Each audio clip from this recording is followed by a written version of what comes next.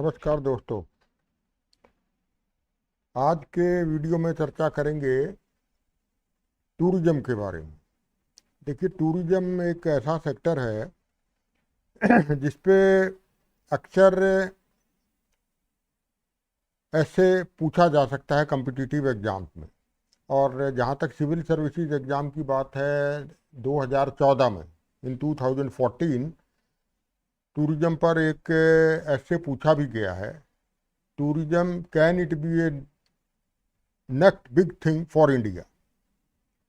और जिस रफ्तार से, जिस हिसाब से प्रेजेंट गवर्नमेंट, एनडीए गवर्नमेंट या Narendra Modi government tourism sector पे विशेष ध्यान दे रही है, paying utmost attention to this sector which is fastest growing, one of the fastest growing sector of Indian economy, इस पे ऐसे दोबारा पूछा जा सकता है। आपका जनरल स्टडीज में भी ये क्वेश्चन आ सकता है इससे रिलेटेड, टूरिज्म से रिलेटेड, और ऐसे पर भी काफ़ी ज़्यादा चांसेस हैं। तो आज पिछले हफ्ते मैंने इको टूरिज्म पे एक वीडियो अपलोड किया था और इस हफ्ते मैं टूरिज्म पे बात करूँगा। तो ज़्यादा समय न लेते हुए मैं आपको पावर पॉइंट प्रेजेंटेशन पे ले चलता हूँ और बात करेंगे टूरिज्म के बारे में।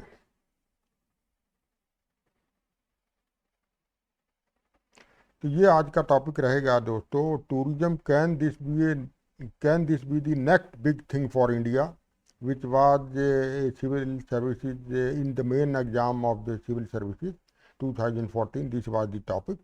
और इसी से मिलता जुलता और टॉपिक आ सकता है, potential of India as a tourism hub in the world. तो और भी टॉपिक आ सकते हैं। तो जो टूरिज्म पे मेन पॉइंट्स हैं जो कवर करने चाहिए, वो मैं आपको इस वीडियो में आज दिखाने जा रहा हूँ। तो मिस मत कीजिएगा, इसे एंड तक देखिएगा। तो जहाँ तक टूरिज्म सेक्टर की बात है दोस्तों, ये most all of us know, ये वर्ल्ड का फास्टेस्ट ग्रोइंग इंडस्ट्री है। और as far as India is concerned, one of the fastest growing sector of Indian economy. और फॉरेन एक्सचेंज का कलेक्शन का एक बहुत बड़ा माध्यम है और एम्प्लॉयमेंट जनरेशन का एक ये बहुत बड़ा जरिया है टूरिज्म सेक्टर। और स्पेशली जो डेवलपिंग इकोनॉमीज हैं, आप इंडिया के आसपास की कंट्रीज देख लीजिए, चाहे नेपाल है, श्रीलंका है, भूटान है, मॉरिशस है, all are dependent on tourism sector for their economy. और as far as Indian GDP is concerned, its contribution of the tourism sector is more than 5.5%। Annual contribution ये आपका 5.8% के आसपास है। And this tourism sector also creates multiplier effect on other sectors of economy also. For example, what is multiplier effect? इसका मतलब ये है कि जब टूरिज्म सेक्टर आपका परफॉर्म अच्छा करेगा तो और सेक्टर भी आपके इकोनॉमी के अच्छा तरीके से परफॉर्म करेंगे। इसको आप इसे एक एग्जाम्पल के माध्यम से समझिए। फॉर एग्जाम्पल, एक रिजॉर्ट है आपका टाइगर रिजर्व के बाहर या आसपास, बहुत सारे रिजॉर्ट होते हैं, होटल होते हैं। तो उस रिजॉर्ट में ऑर्गेनिक फूड सर्व किया जाता है। तो जो रिजॉर्ट का मालिक है वो कहाँ से ऑर्गेनिक वेजिटेबल्स और फ्रूट प्रोक्योर करेगा? वो आसपास के किसी किसान से प्रोक्योर करेगा। तो किसान की आमदनी बढ़ी क्योंकि वो उसको वेजिटेबल सेल कर रहा है, ऑर्गेनिक वेजिटेबल्स। और किसान की आमदनी बढ़ेगी तो वो अपने परिवार के लिए एक कलर टीवी खरीदेगा, वो वॉशिंग मशीन खरीदेगा, वो रेफ्रिजरेटर खरीदेगा। तो इस तरह से और सेक्टर्स इकोनॉमी के वो ग्रो करेंगे, चाहे वो टीवी इंडस्ट्री है या रेफ्रिजरेटर इंडस्ट्री है। तो this is called multiplier effect. तो टूरिज्म के मामले में ये मल्टीप्लायर इफेक्ट 2 टाइम्स लिया जाता है। यानी कि हम ये कहें कि कान्हा टाइगर रिजर्व के आसपास अगर 111 करोड़ रुपए खर्च करते हैं साल में टूरिस्ट, तो ये मान के चलिए इससे डबल, more than 200 crore rupees they are multiplier effect हो जाएगा दूसरी इंडस्ट्रीज पे। तो ये हो गया मल्टीप्लायर इफेक्ट का कंसेप्ट। तो ये साल आपका विजिट इंडिया ईयर भी डिक्लेयर किया हुआ है टूरिज्म गवर्नमेंट ऑफ इंडिया ने। और जहाँ तक ग्लोबल जीडीपी की बात है तो tourism sector is contributing about 7.6% to the global GDP. ये कहा गया है world travel and tourism council 2023 के द्वारा। और इसमें आप देखिए दोस्तों, तो ये तो हो गया आपका इंट्रोडक्शन, जो मैंने पहली स्लाइड में बताया, ये आप इंट्रोडक्शन में डालिएगा ऐसे की। और उसके बाद आप आइए कि how tourism sector is performing in India during last 25 years. तो ये मिनिस्ट्री ऑफ टूरिज्म के आंकड़े हैं कि 1997, 25 साल पहले के लेके चलते हैं, तो ये 2.37 हमारे फॉरेन टूरिस्ट अराइवल थे। और 10 साल बाद ये ऑलमोस्ट डबल हो गए। उसके फर्दर 10 साल बाद 2017 में और डबल हो गए। फिर 2020 में कोरोना की वजह से ये डाउनफॉल आ गया, और then it is on increasing trend again. इसी तरह से आप देख सकते हैं फॉरेन एक्सचेंज कितने US billion dollar, 2.9 billion dollar foreign exchange earning थी 97 में। ये इसका ऑलमोस्ट 3.5 2.5 टाइम्स हो गया। और ये आपका फर्दर मोर देन 2 टाइम्स हो गया 2017 में। Then there was a slump in the industry due to corona, and again it is on increasing trend। तो ये हो गया कि किस तरह से आप अंदाज़ा लगा सकते हैं कि किस तरह से फॉरेन एक्सचेंज अर्निंग का ये एक इम्पॉर्टेंट जरिया है टूरिज्म सेक्टर। तो देखिए फिर उसके बाद आप आ सकते हैं different kind of tourism in India. देखिए land, India is a land of great diversity. जितने यहाँ रिलीजन हैं, लैंग्वेजेस हैं, कास्ट हैं, सब कास्ट हैं, इथनिक हैं, इथनिक वैरायटी है, डाइवर्सिटी है, या जोग्राफिकल डाइवर्सिटी है, इतनी आपके दुनिया के शायद ही किसी देश में है। जोग्राफिकल डाइवर्सिटी आप यहाँ हिमालय की हमारे पास सेकंड हाईएस्ट पीक है। फिर आपका थर्ड डेजर्ट है, very large Indo Gangetic plain है, डेक्कन प्लेटो है, हमारी more than 7,000 kilometre coastal line है। तो because of all the diversities we have diversities in tourism also. इन सब की वजह से हमारे टूरिज्म में भी डाइवर्सिटी आ जाती है, और वो डाइवर्सिटी आपकी यहाँ इस तरह से वेरी करती है। कल्चरल टूरिज्म हमारे पास है, रिलीजियस टूरिज्म है, एडवेंचर टूरिज्म है, वाइल्ड लाइफ टूरिज्म जिसको कि आजकल टाइगर टूरिज्म कहा जाता है। मेनली हमारे यहाँ टाइगर, क्योंकि 70% टाइगर वर्ल्ड के हमारे इंडिया में ही वास करते हैं। इको टूरिज्म है, वेलनेस टूरिज्म है, क्रूज टूरिज्म ये आजकल बहुत चल पड़ा है, agri tourism, rural tourism, film tourism. तो ये सारे वैरायटीज़ हैं टूरिज्म की, जो आपको इतनी ज़्यादा वैरायटीज और किसी देश में नहीं मिलेगी। तो अब एक थोड़ा बहुत डिस्कस कर लेते हैं इन सब वैरायटीज ऑफ टूरिज्म के बारे में। देखिए अभी शुरू करते हैं कल्चरल टूरिज्म से। तो because we know India is known for it very rich cultural heritage. आप दूसरे डिफरेंट पार्ट्स ऑफ इंडिया में देख लीजिए, चाहे फेयर्स हों यानी कि मेला, फेस्टिवल आपके मनाए जाते हैं, यानी कि और फेयर्स हैं जैसे कि पुष्कर फेयर आपके हो गए। पुष्कर का मेला आपका राजस्थान अजमेर के पास, ताज महोत्सव आगरा का हो गया, Surajkund Mela near Delhi in Haryana, rose festival of Chandigarh, then island tourism festival in Andaman Nicobar island, then hornbill festival of Nagaland. तो ये डिफरेंट स्टेट्स में आपके डिफरेंट तरह के फेयर, फेस्टिवल और मेला ये सेलिब्रेट किए जाते हैं। और कल्चरल टूरिज्म के हिसाब से सबसे ज़्यादा इम्पोर्टेंट जो स्टेट्स हैं वो हैं राजस्थान, तमिलनाडु, उत्तर प्रदेश और Uttaranchal. Rajasthan is non for various temples and various forts. आपका तमिलनाडु ये कॉल्ड लैंड ऑफ टेम्पल्स, बहुत ज़्यादा टेम्पल्स हैं। एक आंकड़े के अनुसार more than 38,000 temples are there in Tamil Nadu, जो कि चोला डायनेस्टी के दौरान बनाए गए थे। Uttar Pradesh again very famous for religious and cultural tourism. Uttaranchal आपका जो चार धाम यात्रा के लिए, चाहे आपका नेचुरल अट्रैक्शन हैं, नेचुरल जैसे आपके पहाड़ हैं, आपके माउंटेन्स हैं, आपके जंगल हैं, आपके रिवर्स हैं, वेटलैंड्स हैं। चार धाम यात्रा आपका Kedar Dham, Badrinath Dham, Gangotri Dham, Yamunotri Dham. And government of India has spent lot of amount in on renovation of all these temples also. ये आपका अंडमान निकोबार आइलैंड्स का है ये एक दृश्य island festival island that is called island tourism festival this is an annual event every year in the Andaman Nicobar island. फिर आपका अब आते हैं पिलग्रिमेज पिलग्रिमेज टूरिज्म या जिसको हम कह सकते हैं रिलीजियस टूरिज्म। तो चाहे वैष्णो देवी हो गोल्डन टेम्पल हो चार धाम यात्रा हो मथुरा वृंदावन हो ये सारे आपकी इस तरह से बहुत सारे हमारे अनगिनत डेस्टिनेशन हैं पिलग्रिमेज टूरिज्म के लिए। साउथ में चले जाएं तो Tamil Nadu state is very rich in temples और स्पेशली मोदी मोदी गवर्नमेंट ने तो बहुत सारे टेम्पल रिस्टोरेशन प्रोजेक्ट चलाए जैसे कि महाकाल टेम्पल उज्जैन का इसका बहुत जीर्णोद्धार किया गया है। काशी विश्वनाथ टेम्पल कॉरिडोर इसको ऊपर बहुत जोर दिया गया है रेनोवेट किया गया है रिस्टोर किया गया है। राम टेम्पल लॉर्ड रामा का टेम्पल तो अभी अंडर कंस्ट्रक्शन है अयोध्या में। चार धाम यात्रा टेम्पल आपको उत्तराखंड के हैं सोमनाथ टेम्पल आपका गुजरात का है। तो ये सारी चीज़ों पे बहुत emphasis the all these have been emphasized in a very attractive manner very forcible manner।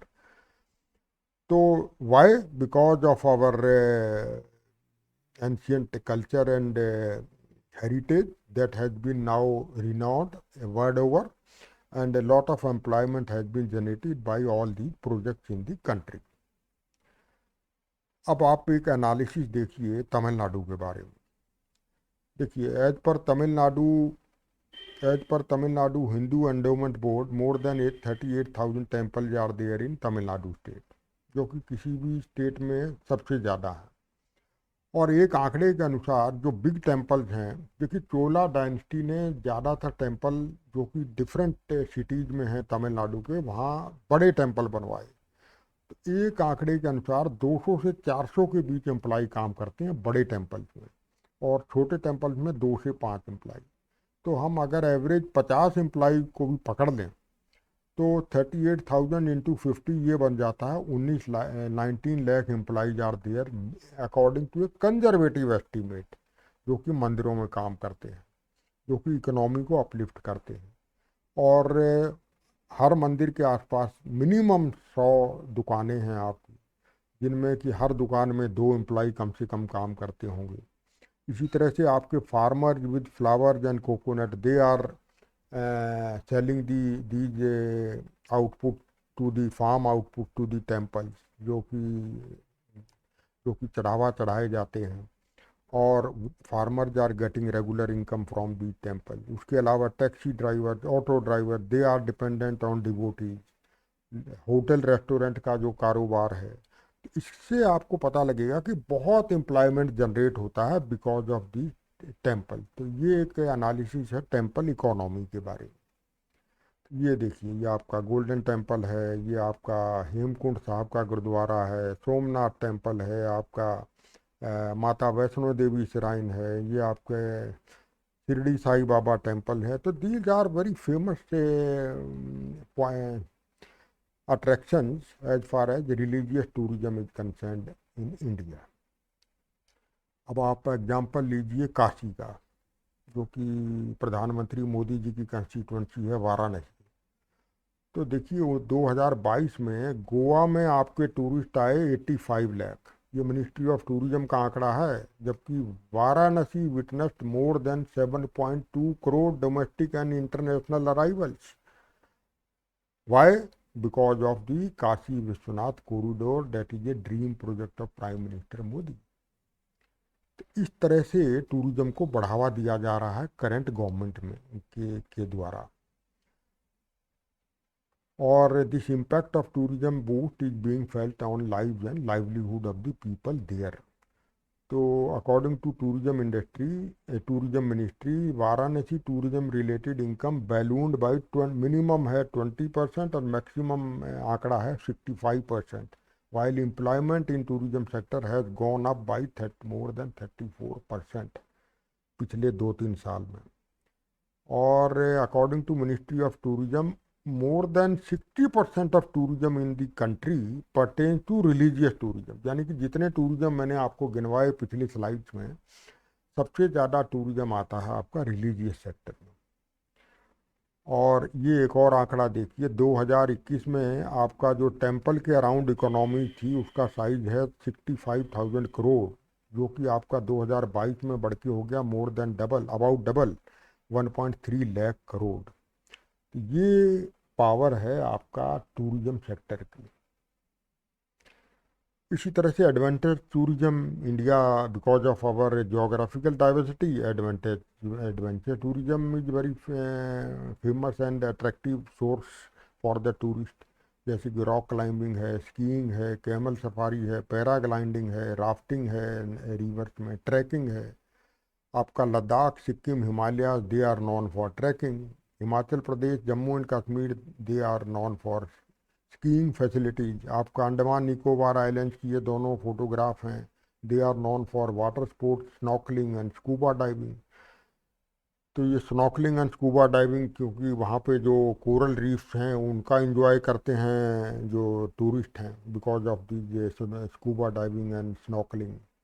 ये आपकी डिफरेंट फोटोग्राफ्स हैं एडवेंचर टूरिज्म में। आपका राफ्टिंग हो गया, ये आपका स्कूबा डाइविंग हो गया, ये कनोइंग हो गया, ये आपका पैराग्लाइडिंग हो गया, और ये आपका ट्रैकिंग हो गया। तो all these comes under adventure tourism. उसके बाद आता है tiger tourism, wildlife tourism. तो as you know, India more than 24% of our geographical area is under forest and tree cover, and out of this 24%, 5% is exclusively reserved for wildlife, that comes under protected area network। चाहे आपकी wildlife sanctuaries हैं, national parks हैं, tiger reserves हैं, तो biosphere reserve हैं, all these are covered under 5% area. और 53 tiger reserves are there in different states. तो all these have boosted wildlife tourism in India. और जैसा कि मैंने कहा, more than 70% tigers of the world they reside in India. हमारी जो variety है टाइगर की वो है रॉयल बंगाल टाइगर। और आपका इसमें कान्हा नेशनल पार्क है, जो शोर में main national park, Ranthambore national park आपका राजस्थान का है, कान्हा आपका मध्य प्रदेश, पेरियार आपका केरला का हो गया, काजीरंगा आपका आसाम का हो गया, Jim Corbett Uttarakhand, Sundarban national park ये फ्रॉम वेस्ट बंगाल। तो लगभग हर स्टेट में आपका wild life tourism is there, and different tourists are coming from different part of the world, whether domestic tourists are concerned or international tourists are concerned। तो India is famous for number of big cats. एक आंकड़े के अनुसार 15 से ज़्यादा हमारे पास big cats हैं। इसमें आपका ये चाहे लेपर्ड हो, चाहे अभी चीता इंट्रोड्यूस किया गया है नामीबिया और साउथ अफ्रीका से, और चाहे जंगल कैट हो, या आपका गोल्डन कैट हो, leopard cat, marbled cat, desert cat. इसके अलावा ये और बिग कैट में आपका स्नो लेपर्ड, आपका clouded leopard, royal Bengal tiger, Asiatic lion, all these come under the category of big cats, and they are very important source of attraction for the domestic tourist and international tourist। उसके बाद आइए eco tourism पे। तो eco tourism इस picture से समझिए कि it is nothing but when sustainable tourism and nature tourism combine together, it becomes eco tourism। यानी कि सस्टेनेबल टूरिज्म क्या है? आजकल सस्टेनेबल टूरिज्म पे बहुत जोर दिया जा रहा है। तो सस्टेनेबल टूरिज्म में क्या है कि सिंपल तरीके से समझिए कि when the negative impacts, negative aspects of tourism, they are minimized। अब टूरिज्म के नेगेटिव एस्पेक्ट क्या क्या हैं? जैसे कि आपका टूरिस्ट इनफ्लो, आपका वेस्ट जनरेशन, तो उस वेस्ट को आप मिनिमाइज कीजिए। Whatever waste is generated that is to be recycled. तो waste recycling is one of the point of sustainable tourism. इसी तरह से आपका water pollution has to be minimise, water polluted water has to be recycled, it is also one of the aspect of sustainable tourism। Then solar energy has to be utilized for electric purpose, for energy purpose, That is one of the aspect of the sustainable tourism. Similarly, all environmental conservation related aspects, they are considered in sustainable tourism. So when this sustainable tourism concept is applied to nature tourism, it becomes ecotourism. इसे हम क्या कहेंगे? A kind of responsible travel to natural areas that conserve the environment on one hand and sustains the well-being of the local people on the other hand. तो environment को भी local biodiversity environment को भी conserve करें और जो local people हैं उनकी कल्चरल हेरिटेज को भी प्रोटेक्ट करके रखें. तो then it comes under the category of eco tourism. तो ये भी इंडिया में बहुत बढ़ रहा है. और दूसरा एक और एरिया है वेलनेस टूरिज्म, जिसे हेल्थ टूरिज्म भी कहते हैं.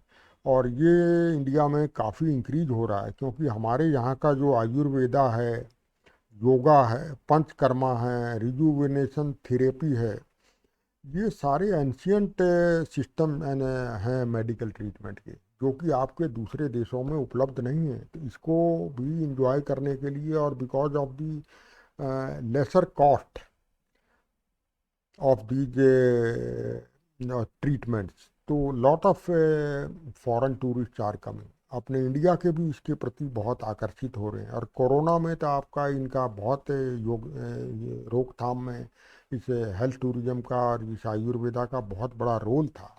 और गवर्नमेंट ऑफ इंडिया में तो एक आयुष मिनिस्ट्री भी एक एस्टेब्लिश की गई है, आयुष, AYUSH.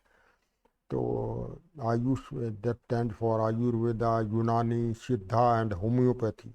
तो all this come has promoted health tourism.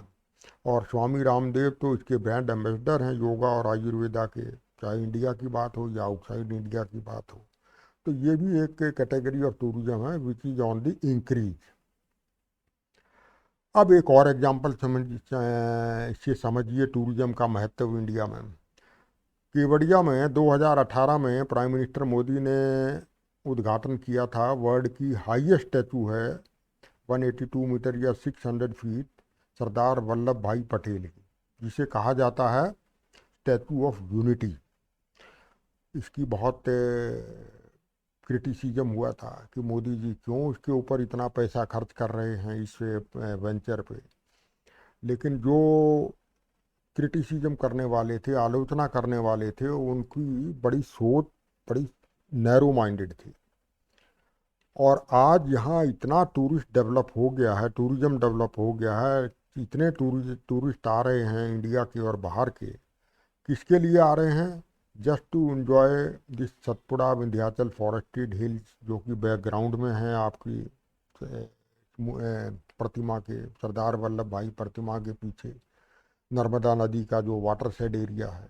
और उसके मैन में ये टूरिस्ट अट्रैक्शन हैं आपके जंगल सफारी, रिवर राफ्टिंग, नर्सरी हैं, क्रूज राइड हैं, cactus garden, glow garden, Vishwa Van, valley of flowers. All these man made greenery is there और नेचुरल ग्रीनरी इज देयर. इससे आप ये अंदाज़ा लगा सकते हैं कि स्टैचू ऑफ यूनिटी का जो फुटफॉल है, फुटफॉल मतलब tourist related footfall, that has crossed 1 crore mark just in 4 years of its unveiling. 4 साल ये 2018 में इसका उद्घाटन हुआ है और 1 करोड़ से ज़्यादा लोग अभी तक आ चुके हैं. और लोकल इकोनॉमी को कितना बूस्ट मिला है, चाहे वो होटल हैं, रेस्टोरेंट्स हैं, ढाबाज हैं, टैक्सी ऑनर्स हैं, टूर गाइड्स हैं, इनके माध्यम से. तो lot of employment has been generated. और इकोलॉजी साइड में आपका green capital is maintain, forest has been maintain, चाहे नेचुरल ग्रीनरी हो, मैन मेड ग्रीनरी हो. और इकोनॉमिक फ्रंट पे देखिए पावर जनरेशन हो रहा है, irrigation water is being supplied, drinking water आपका जा रहा है, लोकल इकोनॉमी को बढ़ावा मिल रहा है. और इसके अलावा गुजरात, मध्य प्रदेश, राजस्थान, महाराष्ट्र, इनकी इकोनॉमी को बढ़ावा मिल रहा है. तो दिस इज एन दिस इस प्रोजेक्ट को अगर लें, स्टैचू ऑफ यूनिटी प्रोजेक्ट, तो हम कह सकते हैं this is one of the best example of ecology and economy going together. जहाँ हमने इकोलॉजी को भी प्रोटेक्ट करके रखा हुआ है और इकोनॉमी भी, कितना बड़ा योगदान इकोनॉमी में इस प्रोजेक्ट का मिल रहा है, ये आपका बेस्ट एग्जांपल है. अब आप आइए कश्मीर पे और नॉर्थ ईस्ट इंडिया पे. particularly after removal of Article 370 and related 35A, आपका टूरिज्म किस कदर बढ़ा है आपका कश्मीर वैली में। About 1.8 crore tourist visited in Kashmir in 2022, जो कि पिछले 3 दशक में सबसे ज़्यादा है। और पिछले महीने, मैं ये वीडियो बना रहा हूँ सितंबर के पहले वीक में 2023 में, और पिछले अगस्त के महीने में मैडम सोनिया और Rahul Gandhi were enjoying boating in Dal lake of Srinagar, which was not imaginable in UPA regime. आप ये हम इतना आतंकवाद का साया था कश्मीर में, ये सब हम सोच भी नहीं सकते थे कि इस तरह से कोई पॉलिटिकल डिग्निटरीज आराम से घूम सकते हैं या आम जनता भी घूम सकती है। लेकिन आज हालात वहाँ टोटली बदल गए हैं। क्यों बदल गए हैं? क्योंकि आर्टिकल 370 वहाँ हटा दिया गया है और आतंकवाद की कमर तोड़ दी गई है। और आप नॉर्थ ईस्ट का देख लीजिए, more than 118 lakh domestic tourist and more than 1 lakh tourist visited north east India during 2022। ये आपका पिछले सालों के मुकाबले बहुत ज़्यादा है। और tourist footfall is continuously increasing in north east region. ये मैं नहीं कह रहा, ये कैग की रिपोर्ट जो कि पार्लियामेंट में रखी गई 2020 में, वो कह रही है। जहाँ 71 लाख टूरिस्ट आए थे 14-15 में, अब वो 1 करोड़ बढ़ चुके हैं 18-19 में।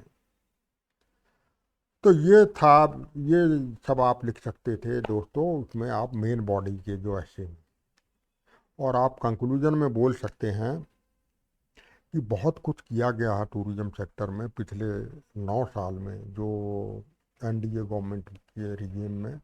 लेकिन अभी भी आपका बहुत कुछ करना बाकी है, क्योंकि टूरिज्म जो है एक मल्टी डायमेंशनल एक्टिविटी है। तो सर्विस इंडस्ट्री है जिसमें आपके सेंट्रल गवर्नमेंट का योगदान चाहिए, तो चाहिए ही चाहिए, स्टेट गवर्नमेंट का, प्राइवेट सेक्टर का और वॉलेंट्री ऑर्गेनाइजेशन का। तो ये सब मिलकर के अगर काम करेंगे तभी हम, इंडिया जो है, it can become world player in the tourist industry. और देखिए पिछले 10-9 साल में सरकार के जो मैं जब तुलना करता हूँ यूपीए गवर्नमेंट के 10 साल और मोदी गवर्नमेंट के 9 या 9.5 साल, तो चाहे एयरपोर्ट्स हों, चाहे रोड नेटवर्क हों, या आपका रेलवे नेटवर्क हो, तो सब में बहुत ज़्यादा इम्प्रूवमेंट नज़र आती है। आपका एयरपोर्ट आपके मुश्किल से 45 के आसपास थे 2014 तक, जो कि आज 140 से ज़्यादा हो गए हैं। रोड नेशनल हाईवे बनाने की रफ्तार जो आपकी 13.5 किलोमीटर पर डे थी यूपीए के रिजीम में, वो आज 20 किलोमीटर पर डे से ज़्यादा बढ़ गई है। आपका रेलवे स्टेशन का उद्धार पूरी तरीके से हो रहा है, बहुत ज़ोर शोर से हो रहा है। ये तो मैं खुद देख रहा हूँ, पिछले 1.5-2 साल में मैं भी ट्रैवल करता रहा हूँ ये दिल्ली से भोपाल। तो किस तरह से हर रेलवे स्टेशन का कायाकल्प हुआ है, ज़्यादातर रेलवे स्टेशन का। और ट्रेन की, चाहे वंदे भारत ट्रेन आपकी इंट्रोड्यूस हुई है, रफ्तार की में बढ़ोतरी हुई है, और रेलवे नेटवर्क आपका बढ़ा है, इलेक्ट्रिफिकेशन ट्रैक्स का बढ़ा है। लेकिन अभी भी बहुत कुछ करना बाकी है। किसके माध्यम से? मार्केटिंग कैंपेन हमें चलाने पड़ेंगे, और ट्रैवल एजेंसीज और टूर ऑपरेटर्स के माध्यम से ये प्रमोशन आपका दूसरे देशों में करना पड़ेगा, जिसमें अभी हम काफ़ी पीछे हैं। बाकी टूरिस्ट की जो सेफ्टी एंड सिक्योरिटी, ये सेफ्टी कंसर्न आपका बहुत ज़्यादा ये ध्यान देना पड़ेगा, क्योंकि इंटरनेशनल टूरिस्ट के लिए अभी भी इंडिया, उनको डर लगता है कि एक सेफ डेस्टिनेशन नहीं है। तो ये हमें मिलकर के सब लोगों को, इसमें सोसाइटी को ये देखना पड़ेगा, और इसमें पुलिस का तो योगदान है ही है, हर सिटीजन का भी इसमें बहुत बड़ा योगदान है। और इसके अलावा आपका सस्टेनेबल टूरिज्म प्रैक्टिसेस को आपको बढ़ावा देना पड़ेगा। जैसे मैंने आपको एग्जांपल दिया कि सस्टेनेबल टूरिज्म में क्या क्या एक्टिविटीज़ शामिल होती हैं। तो सस्टेनेबिलिटी एक बहुत बड़ा एस्पेक्ट है टूरिज्म के लिए। वीज़ा पॉलिसीज़ को, वीज़ा ऑन अराइवल्स, ये आपको इसमें और आपको बढ़ावा देना पड़ेगा, स्ट्रीमलाइन करनी पड़ेंगी वीज़ा पॉलिसी। और पॉल्यूशन हमारे देश में, चाहे वो सॉलिड वेस्ट मैनेजमेंट हो, एयर पॉल्यूशन का मामला हो, वाटर पॉल्यूशन का मामला हो, इस पे भी सरकार को भी ध्यान देना पड़ेगा और कॉमन सिटीजन्स को भी ध्यान देना पड़ेगा, क्योंकि बाहर के लोग आकर के ये पॉल्यूशन देख करके बहुत घबरा जाते हैं। इंडियंस का तो थोड़ा सा इसमें सहन करने की शक्ति ज़्यादा है पॉल्यूशन के मामले में, लेकिन बाहर के लोगों की इतनी सहन शक्ति नहीं है, टॉलरेंस पावर नहीं है। तो लेकिन इसलिए हमें पॉल्यूशन पे काफ़ी जोर देना पड़ेगा, पॉल्यूशन मिनिमाइजेशन पे। तो ये था आज का टॉपिक दोस्तों, टूरिज्म से रिलेटेड। और इस पे मेरा जहाँ तक मानना है, टूरिज्म और इको टूरिज्म दोनों सेक्टर मैंने आपके कवर कर दिए हैं अपने वीडियोज में। इको टूरिज्म पे लास्ट वीक में डाला था वीडियो, और टूरिज्म पे आज कवर किया है। तो मेरा मानना है कि क्योंकि government of India is giving lot of emphasis on this sector, तो इस पे क्वेश्चन पूछना बन सकता है, चाहे एसए के फॉर्म में या जनरल स्टडीज में। तो इसको आप ज़रूर कवर कीजिए और अच्छी तरह से कवर कीजिए। तो आज के अंक में इतना ही, विदा लेता हूँ आपको। एग्जामिनेशन की जो तैयारी कर रहे हैं कॉम्पिटिटिव एग्जाम की, all the best, best complement from my side. और बाकी आप संपर्क करना चाहें तो आप ईमेल से मुझे संपर्क कर सकते हैं फॉर एनी अदर क्लैरिफिकेशन। नमस्कार।